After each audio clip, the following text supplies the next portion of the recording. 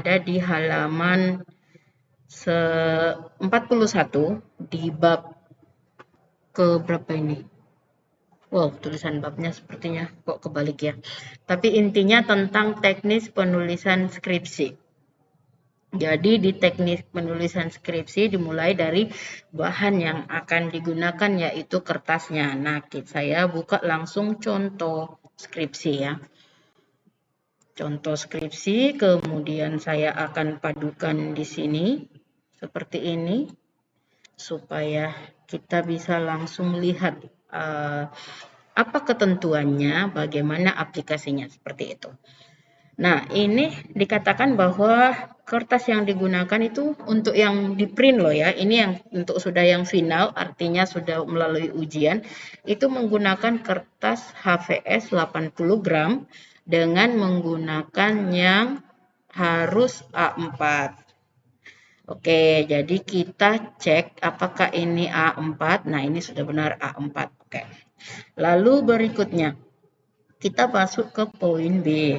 Ketentuan teknik penulisan skripsi. Di poin pertama adalah layout kertasnya, ukuran kertasnya. Kita harus memastikan bahwa di atas 3, lalu kiri 4, bawah 4, dan kanan 3. Kita lihat ya.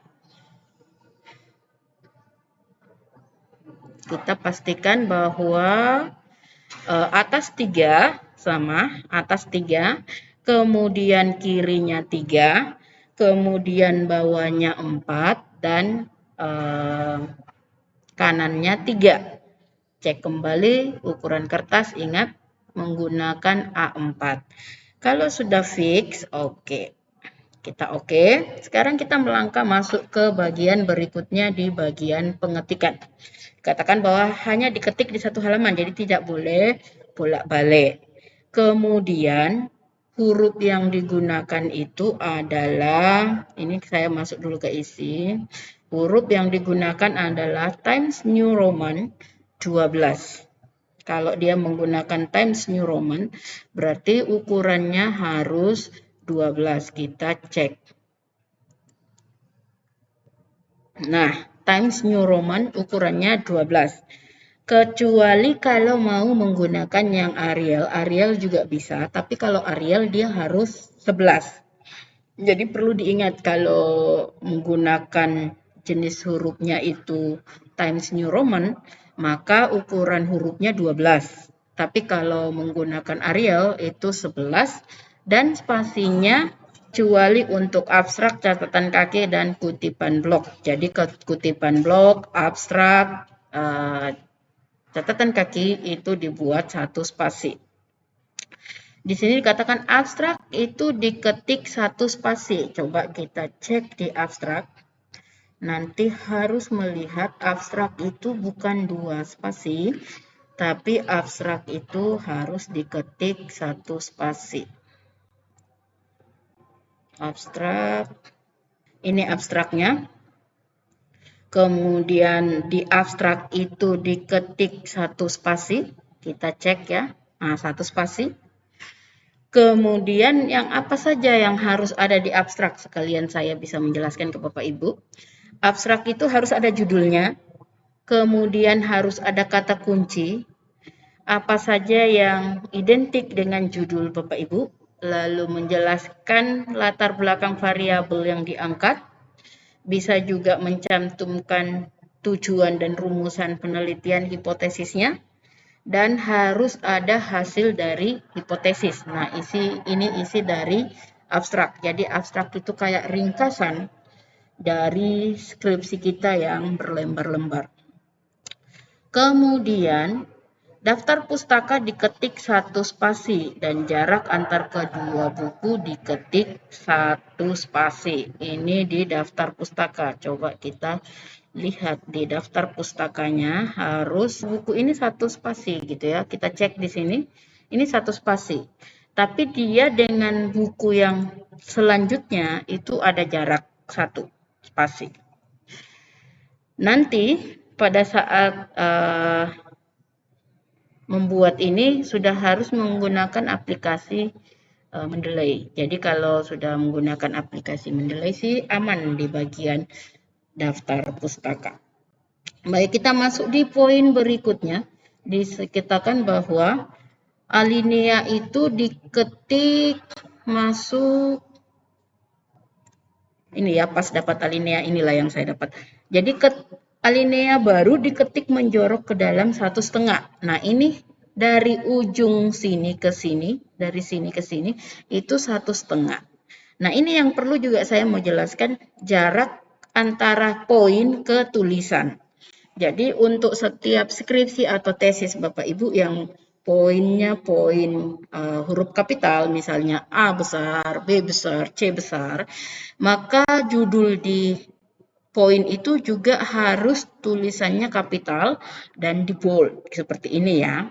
Nah, ini jarak dari C masuk ke huruf pertama di judul B itu hanya setengah. Nah, posisinya di sini. Sementara kalau alineanya masuk 1,5. Kalau ini cuman 0,5 segitu ya. Setengahnya ini, setengahnya 1. Jadi nggak sampai ke 1. Atau nggak lewat dari sini juga. Oke, kita lanjut. Jarak antar baris satu dengan berikutnya 2 spasi. Nah, skripsi ini harus ditulis spasinya adalah 2. Nah, kita buktikan ya, ini harus 2. Ini 2 enggak? Oke, 2. 2 ya. Kemudian jarak antar subbab dengan takjub atau pendahuluan itu 2. Kita yang dimaksud takjub itu ini. Coba sebentar. Jarak dari tulisan pendahuluan ini ke sini itu 2. Nah, ini kan kalau tidak kita enter itu 2 ya. Ini jarak biasa 2 normal. Nah, kita harus membuat 2 spasi, maka kita buat enter 1 kali. Setelah seperti ini sudah, kemudian jarak antar subbab dengan garis ini 0,5 ini sudah ya. Jarak ke sini masuk alinea itu 0,5. Kemudian jarak antar akhir baris teks dengan ini spasi berikutnya adalah 3. Yang dimaksud itu ini. Jarak misalnya akhir dari kata penelitian titik mau ke poin A, ini jaraknya 3. Ini kan kalau tidak di enter jaraknya 2. Tapi kalau sekali di enter berarti jaraknya 4. Nah, ini perlu kita kurangin menjadi 1. Jadi 4 kurang 1 menjadi 3. Nah, ini yang dimaksud bahwa jarak antar baris akhir teks dengan takjub subbab berikutnya 3 spasi. Kemudian jarak antar teks dan tabel gambar atau judulnya 3 spasi. Ini dia sekaligus saya ingin menjelaskan tentang bagaimana menulis nama tabel. Nama tabel ditulis ini sekaligus karena pas lagi lihat ini kita lihat di panduan halaman 48. Nah, nomor pada gambar ditulis berurut dari bagian awal hingga akhir. Kata pertama judul gambar ditulis sesudah nomor gambar dengan jarak 2 ketukan. Jadi ini cara memberi gambar nama tabel ini tidak benar. Harusnya sesuai dengan panduan kita ini seperti ini. Lalu dikatakan bahwa kata pertama ditulis sesudah 2 ketukan. Berarti 1, 2. Nah, 2 kali diketuk. Awal baris kedua judul gambar berada di bawah judul gambar. Jadi jika judulnya itu bersambung ke bawah, maka harus dibuat seperti ini. Dia sejajar dengan huruf pertama. Nah, ini cara memberi nama gambar yang benar. Gambar dimuat kira-kira di tengah. Oke, jadi gambar atau tabel itu selalu posisinya center atau tengah. Jadi kita cek dulu. Ini tabelnya. Kita klik di sini, lalu kita cek di sini. Oke, nah ini sudah tengah. Jadi pastikan ini di blok, baru kita cek di sini tengah. Oke. Kemudian poin berikutnya digambar, judul diketik di bawah gambar setelah nomor gambar dengan ketikan 1 spasi. Mengikuti lebar gambar dengan perhitungan seimbang. Jadi ini kita harus imbangkan juga. Jadi kira-kira seperti ini memberi judul di bawah tabel ataupun di bawah gambar. Jadi kalau diagram juga sama, tabel juga sama, cara memberi dan kalau kutipan itu adalah kutipan langsung, maka cara pengetikannya sini. Kutipan langsung bisa dalam bahasa aslinya atau terjemahannya yang tidak lebih dari 5 baris. Jadi kalau kutipan itu tidak lebih dari 5 baris, dia tetap masuk dalam kalimat seperti ini. Hanya harusnya diberi tanda kutip seperti ini. Kalau itu kutipan langsung. Jadi kita anggap ini kutipan langsung, maka dia akan diberi kutip seperti ini. Oke. Jika itu masih kutipan langsung, namun lebih dari 5 baris yang ini, maka kita mengetiknya ini ya, lebih dari diketik terpisah dengan teks dengan jarak 1 spasi dan menjorok ke dalam 1 cm dari kiri. Oke, kita lihat. Nah, ini ya contoh lebih dari 5 baris. 1, 2, 3, 4. Lebih, pasti lebih kalau dihitung. Nah, dikatakan ini diketik masuk atau dimasukkan ke dalam itu 1 cm. Ini. Jadi di bawahnya juga lurus 1 cm. Jadi dia berbeda dengan alinea. Kalau alinea kan masuknya 1,5. Kalau kutipan langsung yang lebih dari 5 baris itu dia masuknya hanya 1 cm. Nah, kemudian di berikutnya ini footnote.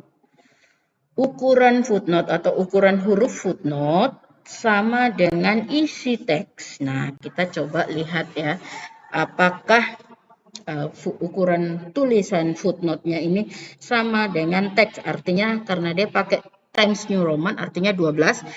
Nah, ukuran untuk footnote-nya juga harus 12. Kemudian dikatakan baris pertamanya itu masuk 1,5. Nah ini masuk 1,5, makanya posisinya dia di sini, gitu ya.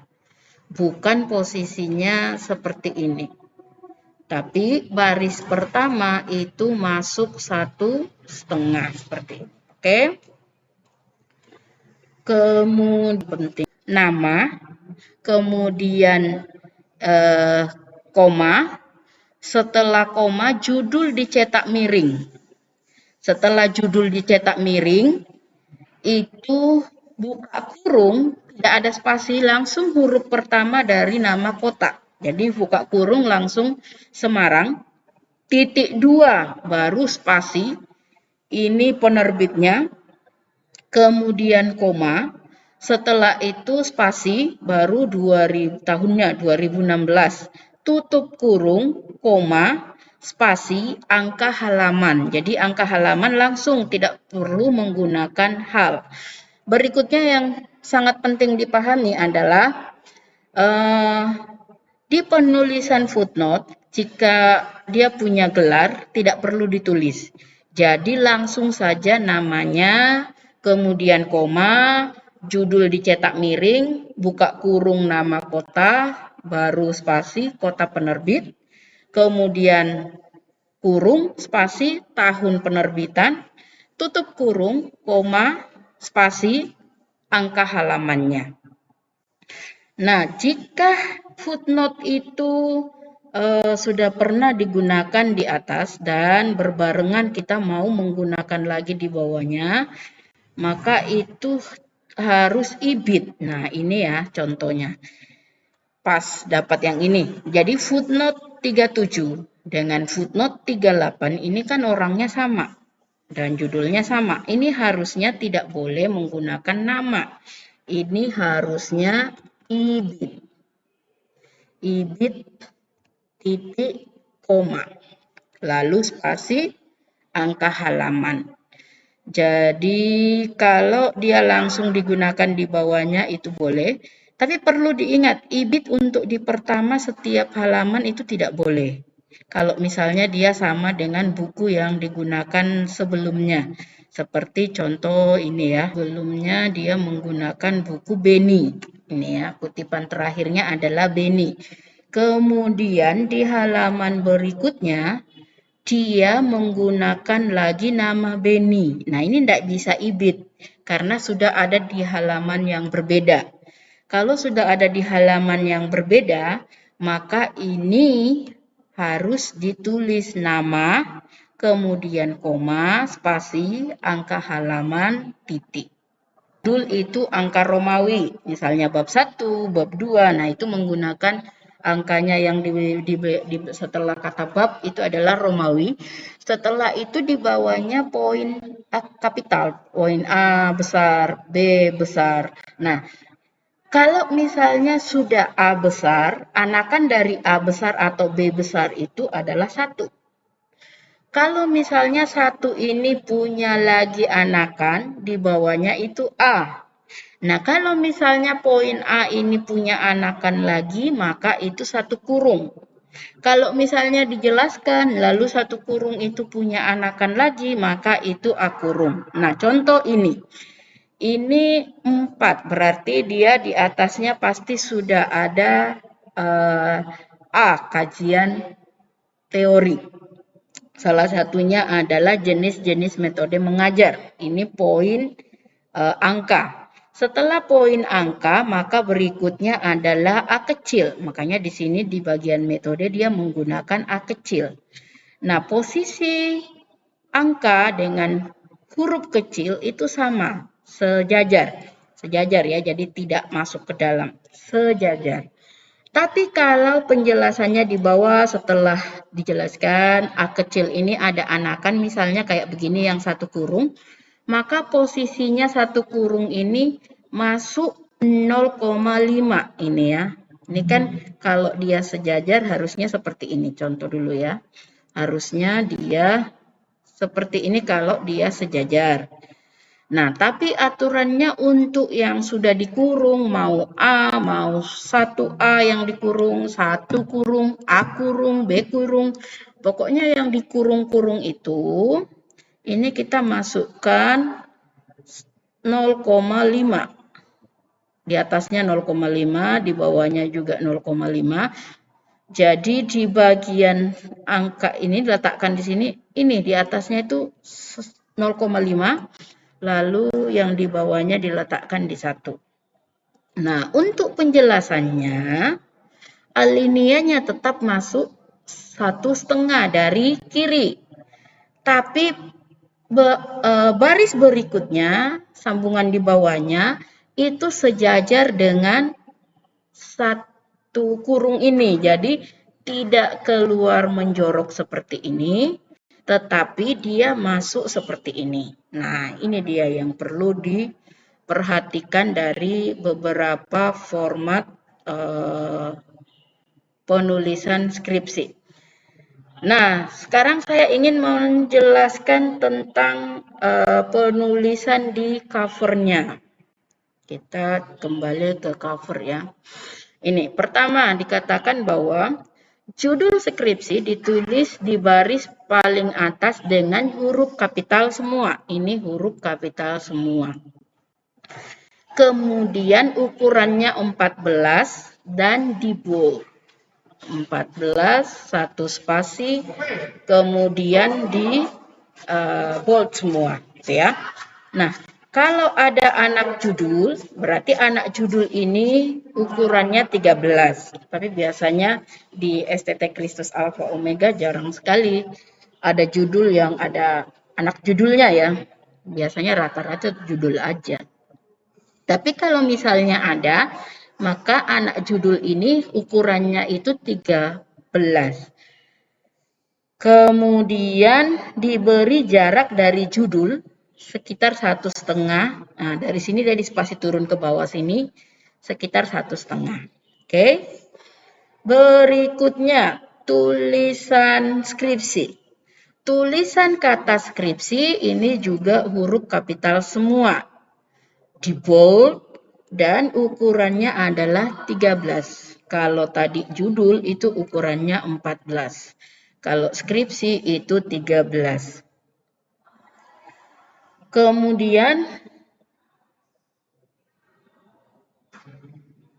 simbol STT ini ya, itu berdiameter 4 cm dan letaknya harus di tengah. Berdiameter 4 cm. Jadi ini 1, 2, 3, 4. 4 cm dan posisinya ada di bawah kata skripsi. Setelah kata skripsi, maka ada kalimat di bawahnya diajukan kepada sekolah tinggi teologi bla bla bla bla bla. Nah, ini hurufnya itu 11.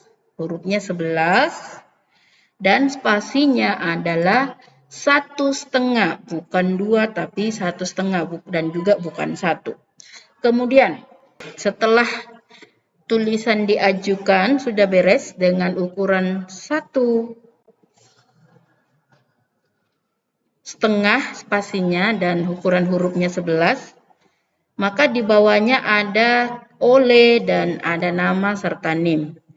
Setelah nama oleh, nama mahasiswa ditulis dengan huruf kapital. Ini harus kapital semua. Maka ini kita harus perbaiki nama kapital semua. Ukuran huruf itu 11.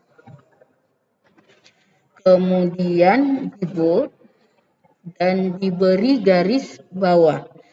Spasinya dari oleh itu 1,5. Coba kita cek. 1,5. Oke. Kemudian NIM mahasiswa ditulis dengan huruf kapital semua, diletakkan di tengah bawah nama mahasiswa, dan jenis huruf sama dengan anak judul.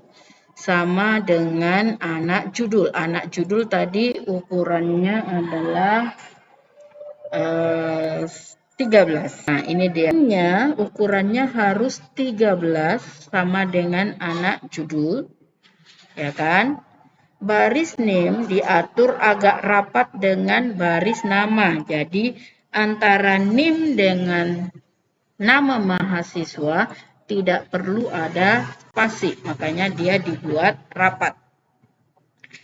Kemudian kita lanjut di bawah setelah STT Kristus Alfa Omega ini.